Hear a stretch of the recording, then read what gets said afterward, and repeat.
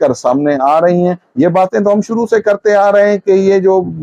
نریندر مودی اور نیتن یاہو کا گٹھ جوڑ ہے یہ ایک سازش کی کڑی ہے کہ وہ پاکستان کو دہشت گرد ملک قرار دے کر اور اس کے ایٹمی پروگرام کو رول بیک کرانے کا پورا پروگرام ہے, اور اسی کے تحت اسرائیل اس کو سپورٹ کر رہا ہے کہ اسلامی دنیا میں کوئی ایسی طاقت نہ ہو جو اس کے عظیم اسرائیل کے پلان کو روک سکے.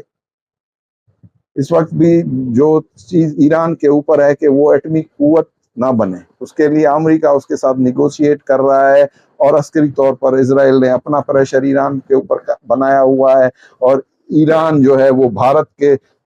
سے جو ہے وہ ساری انٹیلیجنس رپورٹ لے رہا ہے ایران کی کہ کون کہاں پر اٹھ رہا ہے, کہاں پر بیٹھ رہا ہے, ان کے کیا عزائم ہے, اور را جو ہے آن دا بہاف آف دا موساد وہ کام کر رہی ہے. اس طرح را ایک دہشت گرد تنظیم کی صورت میں سامنے آ رہی ہے جو دہشت گردی کو سپورٹ کر رہی ہے.